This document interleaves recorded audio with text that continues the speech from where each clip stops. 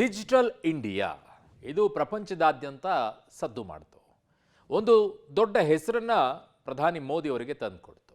Note ban ಆದ ನಂತರ ಡಿಜಿಟಲೀಕರಣ ಹೆಚ್ಚಿಗೆ ಆಗಬೇಕು, ಕ್ಯಾಶ್ ಟ್ರಾನ್ಸಾಕ್ಷನ್ ಕಡಿಮೆ ಆಗಬೇಕು ಅನ್ನುವಂಥ ಯೋಚನೆಯಲ್ಲಿ ಬಂದರು. ಆದರೆ GST ಅನ್ನುವಂಥದ್ದು ಈಗ ಬಹಳ ದೊಡ್ಡ ಮಟ್ಟದಲ್ಲಿ ಪೆಟ್ಟುಕೊಡ್ತು. ಅದರಲ್ಲೂ ಕೂಡ ರಾಜ್ಯ ಸರ್ಕಾರಗಳು ಈ ನಿಟ್ಟಿನಲ್ಲಿ ಈಗ ಕಾಸು ಇಲ್ಲದೆ ಇರೋ ಟೈಮಲ್ಲಿ ಕಿತ್ಕೊಳ್ಳುವಂಥ ಕೆಲಸವನ್ನು ಮಾಡಿದರು. ತುಂಬ ಜನರಿಗೆ ಆಗದೆ ಇರುವಂಥ ಸಮಸ್ಯೆ ಕೆಲವೊಂದಿಷ್ಟು ಜನರಿಗೆ ಆಗೋಯ್ತು. ಕಾರಣ ಅವರು ಟ್ಯಾಕ್ಸನ್ನು ಕಟ್ಟದೇ ಇರೋದಕ್ಕೋಸ್ಕರ. ಅವರ ಎಡವಟ್ಟಿನಿಂದ ಏನಾಗ್ತಾ ಇದೆ ಅಂತಂದರೆ UPI ಅಂದರೆ ನಿಮ್ಮ ಮೊಬೈಲ್ನಿಂದ ಕ್ಯಾಶ್ ಇಟ್ಕೊಳ್ಳಾರ್ದೇನೆ ಯಾರ ಹತ್ರನೂ ಕ್ಯಾಶ್ ಇಟ್ಕೊಳ್ಳೋದು ಕಡಿಮೆನೇ ಆಗೋಗ್ಬಿಟ್ಟಿತ್ತು. ಈಗ ಮತ್ತೆ ವಾಪಸ್ ಕ್ಯಾಶ್ ಜಮಾನಕ್ಕೇ ಹೋಗ್ತಾ ಇದ್ದೀವಿ. ಅಂದರೆ ಬ್ಯಾಕ್ ಟು ಪೆವಿಲಿಯನ್. ಯಾಕೆಂದರೆ ಟ್ಯಾಕ್ಸ್ ಕಟ್ಟಬೇಕಲ್ಲ, ಅದಕ್ಕೆ ನೋಡಿ ಸ್ಟೋರಿಯನ್ನು. ನಮೋ ಕನಸಿನ ಡಿಜಿಟಲ್ ಇಂಡಿಯಾಗೆ ಕೊಳ್ಳಿ. ಟ್ಯಾಕ್ಸ್ ಟಾರ್ಚರ್ಗೆ ಹೈರಾಣಾದ ವರ್ತಕರು. UPI ಪೇಮೆಂಟ್ ಬೇಡ, ಕ್ಯಾಶ್ ಕೊಡಿ ಕ್ಯಾಶ್. ಪಬ್ಲಿಕ್ ಟಿವಿಯಲ್ಲಿ ಮೆಗಾ ರಿಯಾಲಿಟಿ ಚೆಕ್. ಕೆಲ ದಿನಗಳಿಂದ ಬೆಂಗಳೂರಿನ ಬೇಕರಿ, ಕಾಫಿ, ಟೀ ಶಾಪ್, ದಿನಸಿ ಅಂಗಡಿಯಲ್ಲಿ ಒಂದೇ ಮಾತು, ಇಷ್ಟೊಂದು ಟ್ಯಾಕ್ಸ್ ಎಲ್ಲಿಂದ ಕಟ್ಟೋದು, ನಾವು ದುಡಿಯೋದೇ ಇಷ್ಟು, ಈ ಮಧ್ಯೆ ಲಕ್ಷ ಲಕ್ಷ ಟ್ಯಾಕ್ಸ್ ಎಲ್ಲಿಂದ ಕಟ್ಟೋಣ ಅಂತ. ವಾಣಿಜ್ಯ ಇಲಾಖೆ ತೆರಿಗೆ ನೋಟಿಸ್ಗೆ ಬೇಕರಿ, ದಿನಸಿ, ಕಾಫಿ, ಟೀ ಶಾಪ್ ಮಾಲೀಕರು ಕೆರಳಿ ಕೆಂಡವಾಗಿದ್ದಾರೆ. ಅಲ್ಲದೆ ಸರ್ಕಾರಕ್ಕೆ ಟ್ಯಾಕ್ಸ್ ಅನ್ನ ವಜಾ ಮಾಡುವಂತೆ ಕೋರಿ ಮನವಿ ಸಹ ಸಲ್ಲಿಸಿದ್ದಾರೆ. ಈ ಮಧ್ಯೆ ತೆರಿಗೆ ಇಲಾಖೆಯ ನೋಟಿಸ್ಗೆ ಹೈರಾಣಾಗಿರುವ ಬೆಂಗಳೂರು ಟೀ ಅಂಗಡಿ ಮಾಲೀಕರು ಹೊಸ ನಿರ್ಧಾರಕ್ಕೆ ಬಂದಿದ್ದಾರೆ. ಅದೇನಂದ್ರೆ UPI ಪೇಮೆಂಟ್ ನಿಂದ ಹಿಂದೆ ಸರಿಯುತ್ತಿರೋದು. ಅಂಗಡಿಗೆ ಬರುವ ಗ್ರಾಹಕರಿಗೆ ಕ್ಯಾಶ್ ಕೊಡ್ರಪ್ಪ ಅಂತ ಡಿಮ್ಯಾಂಡ್ ಮಾಡ್ತಿದ್ದಾರೆ. ಈ ಬಗ್ಗೆ ಪಬ್ಲಿಕ್ ಟಿವಿ ರಿಯಾಲಿಟಿ ಚೆಕ್ ನಡೆಸಿದ್ದು, ಪಬ್ಲಿಕ್ ಟಿವಿ ಎದುರು ವರ್ತಕರು ತಮ್ಮ ಅಳಲು ತೋಡಿಕೊಂಡಿದ್ದಾರೆ. ಬೆಂಗಳೂರಿನಲ್ಲಿ ಟೀ ಅಂಗಡಿ, ಬೇಕರಿ, ಕಾಂಡಿಮೆಂಟ್ಸ್ಗಳಿಗೆ ವಾಣಿಜ್ಯ ತೆರಿಗೆ ಇಲಾಖೆಯ ಅಧಿಕಾರಿಗಳು ಲಕ್ಷಗಟ್ಟಲೆ 60 ಲಕ್ಷ, 30 ಲಕ್ಷ, 1 ಕೋಟಿವರೆಗೂ ಕೂಡ ಟ್ಯಾಕ್ಸ್ ಅನ್ನ ಹಾಕ್ತಾ ಇದ್ದಾರೆ.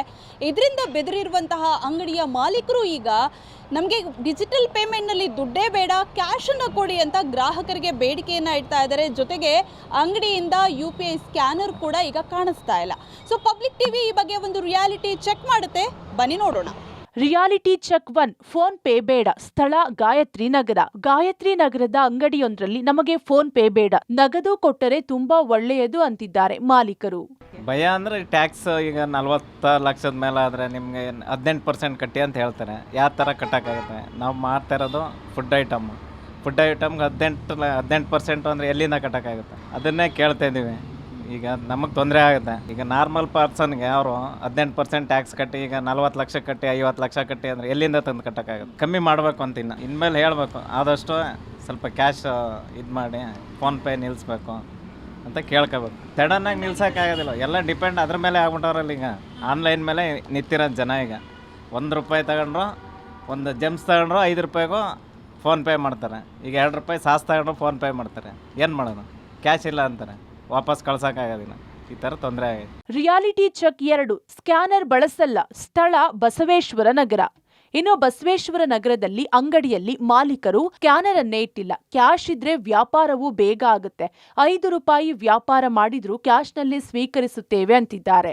ಕ್ಯಾಶಲ್ಲಾದರೆ ಕ್ಯಾಶ್ ಇರುತ್ತಲ್ವಾ, ತಕ್ಷಣ ತಗೊಳ್ಬೋದು. ಇಲ್ಲಾಂದರೆ ಅದು ಇದನ್ನು ಮಾಡಿಕೊಂಡು ಸ್ಕ್ಯಾನ್ ಮಾಡಿಕೊಂಡು ಅದು ಅವ್ರಿಗೆ ಅಲ್ಲಿಂದ ಬರೋಷ್ಟರಲ್ಲಿ ಅವ್ರಿಗೂ ಬೇಜಾರಾಗುತ್ತೆ. ಕೆಲವರು ಅದಕ್ಕೆ ಏನು ಮಾಡ್ತಾರೆ, ಕ್ಯಾಶು ಇಟ್ಕೊಂಡು ತಕ್ಷಣವೇ ಕೊಟ್ಬಿಟ್ಟು, ಇಲ್ಲ ನಾನು ಪರ್ಚೇಸ್ ಮಾಡಲ್ಲ, ನಮ್ಮ ಯಜಮಾನ್ರೆ ಪರ್ಚೇಸ್ ಮಾಡೋದು, ನನ್ನ ಮಗ ಪರ್ಚೇಸ್ ಮಾಡ್ತಾರೆ. ಎಲ್ಲ ಕ್ಯಾಶ್ ಪೇಮೆಂಟೇ ಮೇಡಮ್, ಏನು ಬೇಕಾದರೂ ಅಷ್ಟೇ.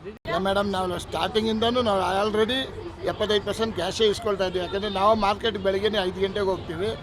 ಅಲ್ಲಿ ಕ್ಯಾಶ್ ಇದ್ರೇ ಕೊಡೋದು. ಹಳ್ಳಿಯವರು ಏನು ಹೇಳ್ತಾರೆ, ನಮಗೆ ನಾವು ಬೆಳಿಗ್ಗೆ ಹೋಗ್ತೀವಪ್ಪ, ನಾವು ಅಲ್ಲಿಂದ ಬೆಳ್ಕೊಂಬರ್ತೀವಿ, ನಮ್ಮ ಹುಡುಗರ ಹತ್ರ ಕೊಟ್ಟರೆ ಅವ್ರು ಅರ್ಧ ದುಡ್ಡು ಕೊಡ್ತಾರೆ, ಅರ್ಧ ದುಡ್ಡು ಕೊಡಲ್ಲ, ಅದಕ್ಕೋಸ್ಕರ ನಾವು ಕ್ಯಾಶೇ ಕೊಟ್ಬಿಡಪ್ಪ ಅಂತಲೇ ಕೇಳ್ತಾರೆ. ನಾವು ಹಾಕಿಲ್ಲ. ಎಮರ್ಜೆನ್ಸಿ ಇದ್ದರೆ ಮಾತ್ರ ಒಳಗಡೆ ಇಟ್ಟಿರ್ತೀನಿ, ಕೊಡ್ತೀವಿ.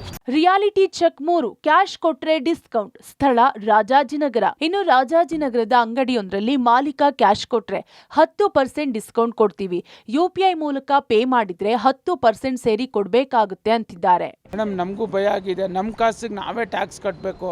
ಹಳೆ ಕಾಲದಲ್ಲಿ UPI ಅಂತ ಏನೂ ಇರಲಿಲ್ಲ. ಈಗ ಏನು ಮಾಡಿದೆ ಸರ್ಕಾರದಲ್ಲಿ, ಕಾಸಿಲ್ಲ. ಈಗ ಎಲ್ಲ ಫ್ರೀ ಕೊಟ್ಟು ಇದ್ದಾಗೋಗಿದೆ. ಹೆಂಗಾದ್ರೂ ಮಾಡಿ ಕಾಸು ಮಾಡಬೇಕು. ಹಳೆ ಕಾಲದಲ್ಲಿ ಕಾಸು ಕೊಟ್ಟು ಏನು ದುಡ್ಡು ಓಡಾಡ್ತಿತ್ತು, ಆ ಸಿಸ್ಟಮ್ ಬಂದರೆ ನಮ್ಮ ದೇಶ ಉಳಿಯುತ್ತೆ. ಇಲ್ಲಾಂದರೆ ಎಲ್ಲ UPIದವರು ಲಾಭ ಮಾಡ್ಕೊತಾರೆ. ಯಾಕಂದರೆ ಅವ್ರಿಗೆ ಹೋಗುತ್ತೆ. ಈ ಸಡನ್ನಾಗಿ ನಮ್ಮ ಅಕೌಂಟಿಗೆ ಬರೋಲ್ಲ, ಅವ್ರ ಅಕೌಂಟ್ಗೆ ಹೋಗುತ್ತೆ. ಅವ್ರ ಅಕೌಂಟ್ಗೆ ಹೋಗಿ ನಾಳೆ ಬೆಳಿಗ್ಗೆ ನಮ್ಮ ಅಕೌಂಟಿಗೆ ಬರುತ್ತೆ. ಅವ್ರಿಗೆ ಲಾಭ ಆಗ್ತಿದೆ, ನಮಗೇನು ಲಾಭ ಆಗ್ತಾ ಇಲ್ಲ. ಇಲ್ಲ ಮೇಡಮ್, ಓನ್ಲಿ ಕ್ಯಾಶ್ ಆದರೆ 10% ಡಿಸ್ಕೌಂಟು, ಯು ಪಿ ಐ ಆದರೆ 10% ಟ್ಯಾಕ್ಸ್ ತೊಗೊಳ್ಳೇಬೇಕು, ಜಾಸ್ತಿ ತೊಗೊಳ್ಳೇಬೇಕು. ಕ್ಯಾಶ್ ಕೊಟ್ಟರೆ ನನ್ನ ಹತ್ರ ರೇಟ್ ಕಮ್ಮಿ, ನೀವು ಯು ಪಿ ಐ ಆದರೆ ರೇಟ್ ಜಾಸ್ತಿ. ರಿಯಾಲಿಟಿ ಚೆಕ್ 4 ಓನ್ಲಿ ಕ್ಯಾಶ್ ಕೊಡಿ. ಸ್ಥಳ ಭಾಷ್ಯಂ ಸರ್ಕಲ್. ಭಾಷ್ಯಂ ಸರ್ಕಲ್ನಲ್ಲಿ ಕ್ಯಾಶ್ ಕೊಟ್ರೆ ಬರುವ ಗ್ರಾಹಕರು ನಗದಿನಲ್ಲಿ ಹಣ ಪಾವತಿಸಿದ್ರೆ ನಮಗೂ ಒಳ್ಳೇದಾಗುತ್ತೆ ಅಂತಿದ್ದಾರೆ. ಹೌದು ಮೇಡಮ್, ಕ್ಯಾಶ್ ಕೇಳ್ತಾ ಇದ್ದೀನಿ ಮೇಡಮ್. ಯಾಕಂದರೆ ಈ ಬೇಡ ಪ್ರಾಬ್ಲಮ್ ಇದೆ, ನಮಗೆ ದಿನ ಕಟ್ ಮಾಡ್ತಾರೆ, ತಿಂಗಳು ಕಟ್ ಮಾಡ್ತಾರೆ. ಅದರಿಂದ ಗೂಗಲ್ ಪೇ ನಮಗೆ ಬೇಕಾಗಿಲ್ಲ, ನಿಮಗೆ ಕಟ್ ಮಾಡಿದ್ರೆ ಒಳ್ಳೇದೇ ನನಗೆ ಅನ್ಸುತ್ತೆ.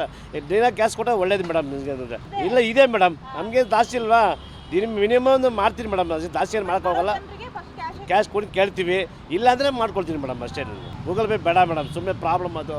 ಒಂದ್ಸಲ ನೆಟ್ವರ್ಕ್ ಸಿಗೋದಿಲ್ಲ, ಪ್ರಾಬ್ಲಮ್ಮು, ತೋರಿಸ್ಬಿಟ್ಟಿಗೆ ಹೋಗ್ಬಿಡ್ತಾರೆ, ಸರಿ ಬರೋದಿಲ್ಲ, ಏನು ಮಾಡೋದು. ನಮಗೆ ಮೇನ್ ಕ್ಯಾಶ್ ಬೇಕು ಮೇಡಮ್. ಅಂದರೆ ನಮ್ಗೆ ಯಾವಾಗ ಬರುತ್ತೆ ಏನಂದ್ರೆ ನಮ್ಗೆ ಭಯ ಆಗ್ತದೆ, ಅದಕ್ಕೆ ಹೇಳ್ತೀನಿ. ರಿಯಾಲಿಟಿ ಚೆಕ್ 5 ಟ್ಯಾಕ್ಸ್ ನೋಟಿಸ್ ಭಯ. ಸ್ಥಳ ನವರಂಗ್ನಲ್ಲಿರುವ ಕಾಂಡಿಮೆಂಟ್ಸ್ನ ಮಾಲಕಿ ಬರುವ ಗ್ರಾಹಕರಿಗೆ ಕ್ಯಾಶ್ನಲ್ಲೇ ಪಾವತಿಸುವಂತೆ ಹೇಳ್ತಿದ್ದಾರೆ. ಯುಪಿಐ ಮೂಲಕ ಪೇ ಮಾಡಿದ್ರೆ ಈ ರೀತಿ ನೋಟಿಸ್ ನಮಗೂ ಬರಬಹುದು ಅಂತ ಭಯ ಬೀಳ್ತಿದ್ದಾರೆ.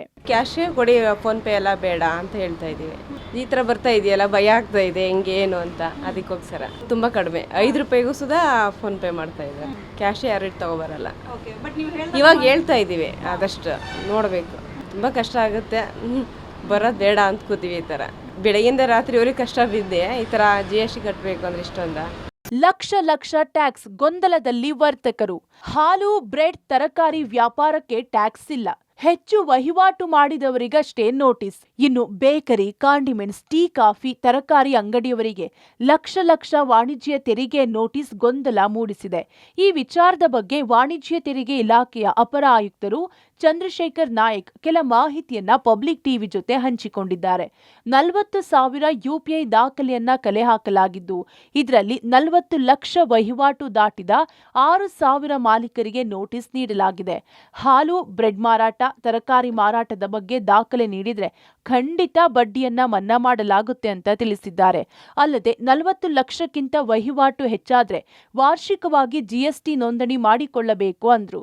ಯಾರ್ಯಾರ್ದು 40 ಲಕ್ಷದ ಮೇಲೆ ಆಗಿದೆ, ಬಿಸ್ನೆಸ್ಸೇ 40 ಲಕ್ಷ ಮೇಲೆ ಮಾಡಿರೋರ್ದು ಮಾತ್ರ ನಾವು ತಗೊಂಡಿರೋವಂಥದ್ದು. ಟೋಟಲ್ ಡೇಟಾ ನಮಗೆ ಬಂದಿರೋವಂಥದ್ದು UPI ಸುಮಾರು 40,000ದಷ್ಟು ಟ್ಯಾಕ್ಸ್ ಪೇಯರ್ಗಳ ಡೇಟಾ ಬಂದಿದೆ. ಆ 40,000ದಷ್ಟು ಟ್ಯಾಕ್ಸ್ ಪೇಯರ್ ಡೇಟಾ ಅಲ್ಲಿ 40 ಲಕ್ಷ ವರ್ಷಕ್ಕೆ ಅವರು ವರ್ಷಕ್ಕೆ 40 ಲಕ್ಷಕ್ಕಿಂತ ಜಾಸ್ತಿ ಮಾಡಿರೋವಂಥವ್ರು ಸುಮಾರು 6,000 ಇದ್ದಾರೆ. ಸೊ ಆ 6,000ಕ್ಕೆ ಹತ್ತತ್ರ ನಾವು ಅದರಲ್ಲೂ ಅವರ ಹೆಸರಲ್ಲೇ ಇವಾಗ ಯಾವುದೋ ಫ್ರೂಟ್ಸ್ ಆ್ಯಂಡ್ ವೆಜಿಟೇಬಲ್ ಸ್ಟಾಲ್ ಅನ್ನೋವಂಥದ್ದು ಹೆಸರೇ ಆಲ್ರೆಡಿ ಇತ್ತು ಅಂತ ಹೇಳಿದ್ರೆ ಅಂಥದ್ದನ್ನೆಲ್ಲ ನಾವು ಫಿಲ್ಟರ್ ಔಟ್ ಮಾಡಿ ಕೊಟ್ಟಿರುವಂತಹ ನೋಟಿಸ್ ಇದು. ಫ್ರೀಸ್ ಮಾಡುವಂತಹ warning suo motu at the first stage ಯಾವುದೇ ಕಾರಣಕ್ಕೂ ಆಗೋದಿಲ್ಲ. ಆ್ಯಂಡ್ ನಾವು ಕೇಳಿರುವಂಥದ್ದು based on a solid data that ಅವರ ಟ್ರಾನ್ಸಾಕ್ಷನ್ನು ಅಟ್ಲೀಸ್ಟ್ 40 ಲಕ್ಷ ಆಗಿದೆ ಒಂದು ವರ್ಷಕ್ಕೆ ಅನ್ನುವಂಥದ್ದು. ಅವ್ರು ಕ್ಲಾರಿಫಿಕೇಶನ್ ಕೊಟ್ಟರು ಅಂತ ಹೇಳಿದ್ರೆ there is no need for any other steps. ಒಟ್ಟಾರೆ ಡಿಜಿಟಲ್ ಇಂಡಿಯಾ ಸ್ಕ್ಯಾನ್ ಪೇಮೆಂಟ್ ಅಂತ ಹೇಳಿ ಈಗ ನೋಟಿಸ್ ಭೀತಿಯಿಂದ ವ್ಯಾಪಾರಿಗಳು ನಿಧಾನವಾಗಿ ಕ್ಯಾಶ್ನತ್ತ ವಾಲುತ್ತಿದ್ದಾರೆ. ಮತ್ತೆ ಹಳೆ ಪದ್ಧತಿಗೆ ಜನರು, ವ್ಯಾಪಾರಸ್ಥರು ವಾಪಸ್ಸಾಗ್ತಿದ್ದಾರೆ. ಪವಿತ್ರ, ಪಬ್ಲಿಕ್ ಟಿವಿ, ಬೆಂಗಳೂರು.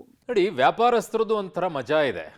ನೀವು ಖರೀದಿದಾರರಿಂದ ಎಲ್ಲವನ್ನ ಪಡ್ಕೊಳ್ತೀರ. ಅಂದರೆ GST ಅನ್ನು ಕೂಡ ನಾವೆಲ್ಲ ಖರೀದಿ ಮಾಡುವಂಥದ್ರಲ್ಲಿ ನೀವು ಹಾಕ್ತೀರಾ, ನಮ್ಮಿಂದ ತೊಗೊಂಡ್ಬಿಡ್ತೀರಾ ನೀವೆಲ್ಲ.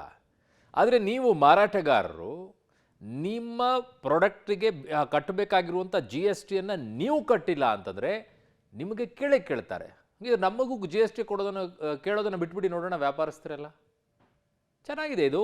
ಹೆಂಗೆ ಅಂತಂದರೆ ಆ ಕಡೆಗೆ ಚುಚ್ಚಿದಂಗೂ ಆಗಿರಬೇಕು, ನನಗೆ ಚೆನ್ನಾಗಿರಬೇಕು ಅನ್ನೋ ರೀತಿಯಲ್ಲಿ. ಅದು ಹೆಂಗಾಗತ್ತೆ ರೀ? ಅದು ಹೆಂಗಾಗತ್ತೆ? ಜನರ ಮೇಲೆ ಹಾಕೋದು ನೀವು GSTಯನ್ನು, ಆದರೆ ನಿಮಗೆ GST ಕಟ್ಟಿ ಅಂತಂದಾಗ ಅದೆಲ್ಲ ಇಲ್ಲ ಅಂತ ಹೇಳೋದು ಹೆಂಗಾಗುತ್ತೆ ಅದು?